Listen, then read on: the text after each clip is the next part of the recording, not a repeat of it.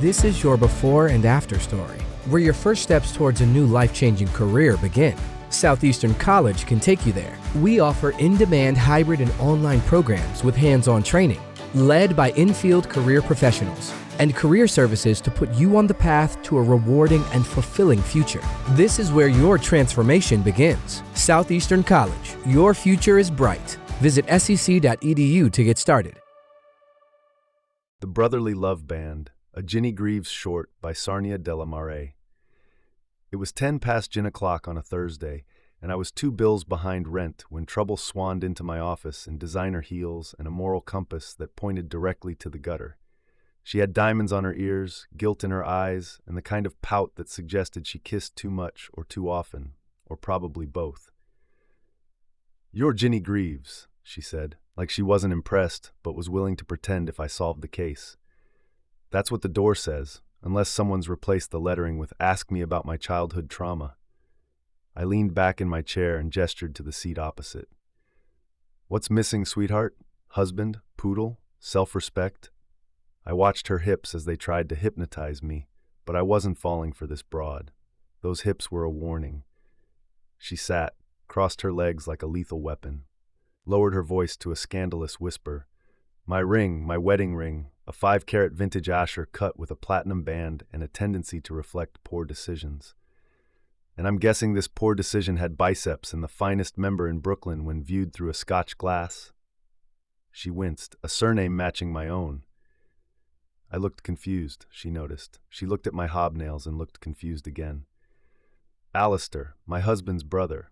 It was a moment of weakness, a spiritual lapse, a massage with benefits. I should never drink at lunchtime." "Spare me the gospel according to Chardonnay," I said, stubbing out a cigarette I hadn't lit. "Where was the last known sighting of the matrimonial ice?" "Alistair's flat. I think it slipped off during proceedings. Slipped off, landing gently on the bedclothes, or flung across the room in a frenzy of Roman shame." She gave me the look of a woman who had indeed flung, and not just this one time. "I need it back now," she said. "He's already asking why I'm wearing gloves indoors."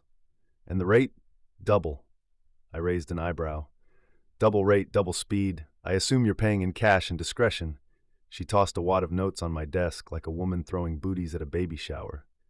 "Find the ring. Before Henry finds Alistair, I beg you." Alistair answered the door wearing a robe and holding a glass of moonshine that was 80% proof and 20% hope. He lived in a flat that screamed divorced and delusional. Black leather couch, mood lighting, mirrored ceiling, and a jacuzzi.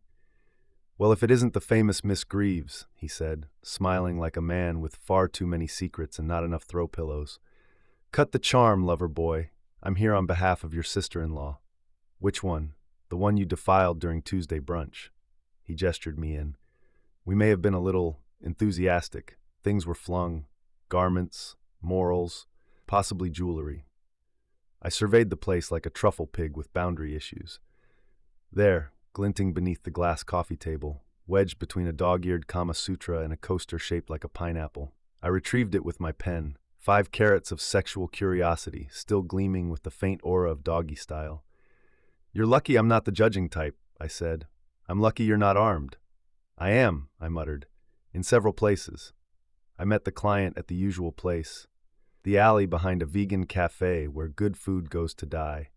She clutched the ring like it was a baby, and she'd just remembered the custody hearing. "Oh, thank God," she said.